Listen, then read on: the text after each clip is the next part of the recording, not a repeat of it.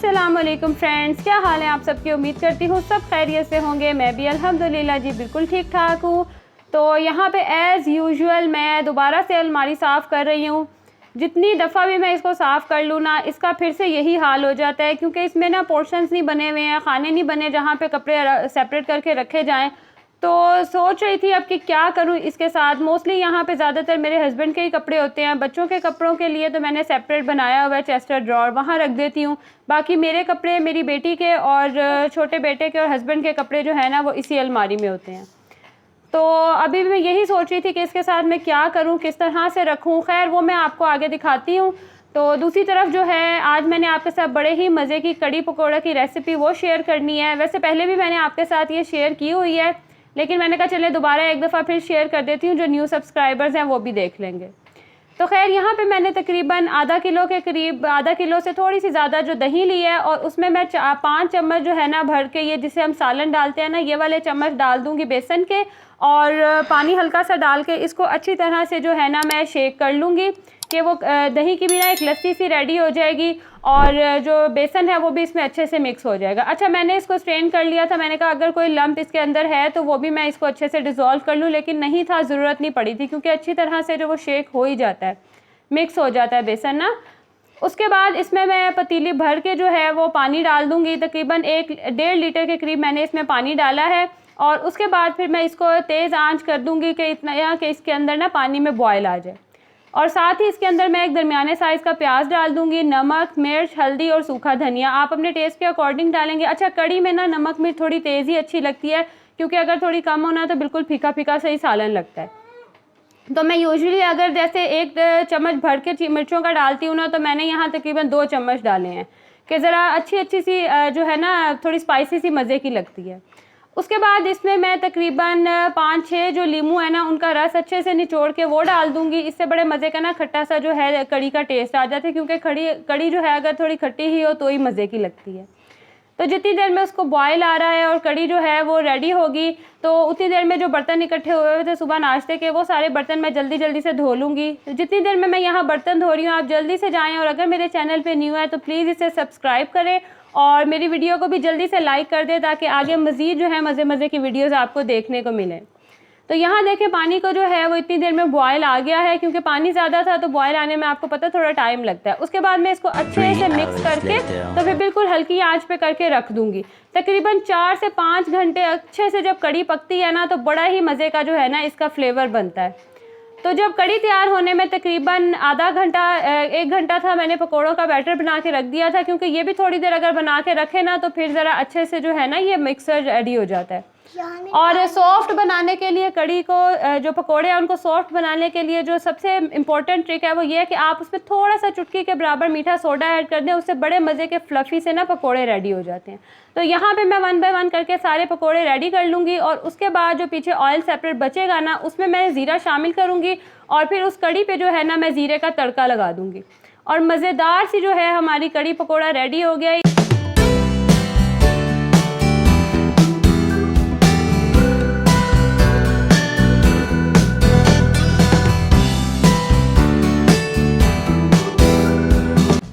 तो आप लोग भी ज़रूर बनाएंगे तो ज़रूर मेरे साथ इंस्टाग्राम पे आपने शेयर करना है, ठीक है।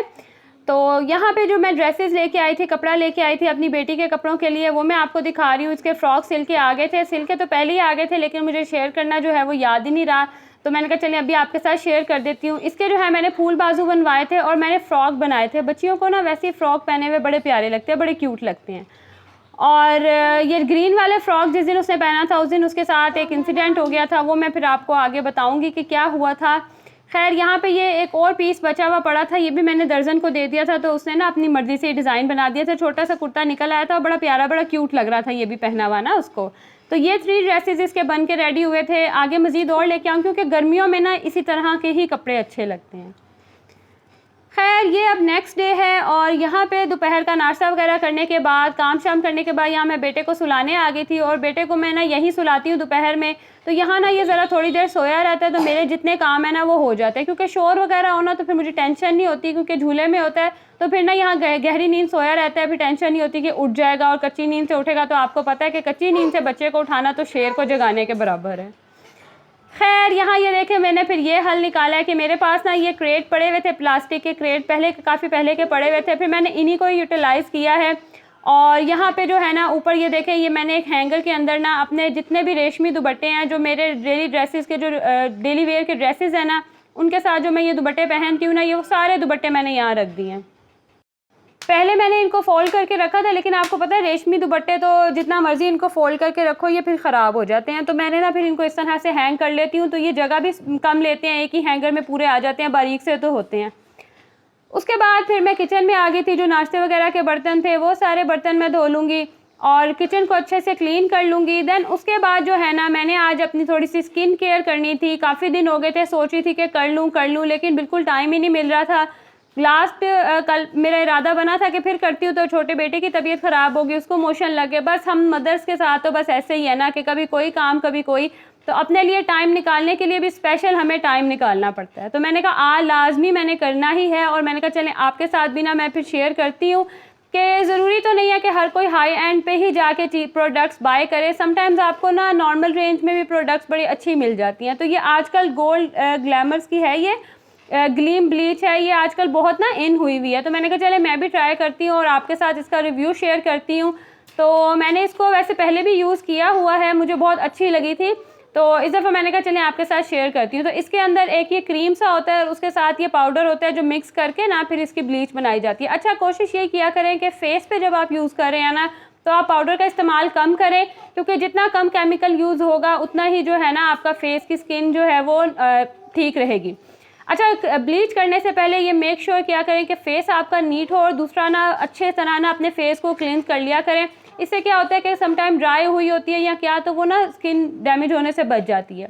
और सेकंड आपको मैं टिप ये दूंगी कि आप इसमें ना थोड़ा सा कोई सा भी टेल्कम पाउडर ऐड कर दें। मेरे पास तो बेबी पाउडर था, मैंने वही ऐड कर दिया। आप कोई भी पाउडर ऐड करेंगे ना तो इससे भी ना रैश नहीं होते हैं और जलन नहीं होती। खैर, उसको मैंने वहाँ मिक्स करके थोड़ी देर के लिए रख दिया है कि वो अच्छे से जो है ना उसका प्रोसेसिंग स्टार्ट हो जाए। तो मैं यहाँ पे अपने फेस को अच्छी तरह क्लींस कर लूँगी। मेरे पास ये ओलिविया का क्लींजर है, ये भी बहुत अच्छा क्लींजर है, इतना एक्सपेंसिव भी नहीं है। जब मैंने लिया था मुझे तो खैर याद भी नहीं है कि आई थिंक 200 का, मुझे नहीं याद कितने का है, लेकिन बहुत अच्छे से ना ये स्किन को क्लीन कर देता है। तो क्लीन करने के बाद फिर मैं अच्छी तरह ड्राई कर लूँगी फेस को, और उसके बाद फिर मैं ये ब्लीच को अप्लाई कर लूँगी। अच्छा, मैं ब्लीच जब भी अप्लाई करती हूँ तो ये जो हमारे छोटे छोटे से साइड पे बाल होते हैं ना, मैं इनको हटा के ब्लीच अप्लाई करती हूँ। मैं इन पर कभी भी ब्लीच नहीं लगवाती, क्योंकि मुझे ना फिर ये गोल्डन से बाल नहीं अच्छे लगते, और मेरे फेस पे इतने बाल नहीं है, तो बाकी बालों पे लग भी जाए तो इतना फील नहीं होता, लेकिन ये जो बाल है ना इन पे मैं कभी भी नहीं लगवाती, क्योंकि ये ना फिर अजीब से गोल्डन कलर के लगते हैं। उसके बाद फिर मैं पूरे फेस पे अच्छी तरह इसको अप्लाई कर लूँगी।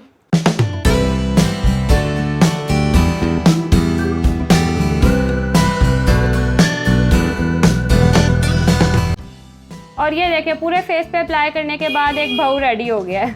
खैर, अब ब्लीच लगाने के बाद फिर हम मदरहुड पे आ जाते हैं, यानी कि अपने कामों पे आ जाते हैं। जितनी देर में ब्लीच ड्राई होगी, मैंने कहा ये जो बर्तन मैंने साइड पे किए थे इनको वॉश कर लेती हूँ, तो फारिग ज़रूर बैठना है। मैंने कहा वो जो टाइम है मेरा, मैं उसको यूटिलाइज़ कर लेती हूँ। तो ये जो बर्तन पड़े हुए थे इनको जल्दी से मैं वॉश कर लूँगी, इतनी देर में जो है वो ब्लीच मेरी ड्राई हो जाएगी। अच्छा, या वैसे तो 10 मिनट इनफ होते हैं, लेकिन अगर आप लगाया हुआ है तो मोस्टली ये होता है कि जितनी देर में ड्राई हो जाए ना फेस हो जाए ब्लीच, तो उसको अच्छे से ना वॉश कर ले। और मैं आपको आगे वॉश करने का भी तरीका बताती हूँ। इस तरह से वॉश करना ना तो बार बार आपको पानी भी नहीं फेंकना पड़ता, और बड़ी इजीली जो है ना वो रिमूव हो जाती है।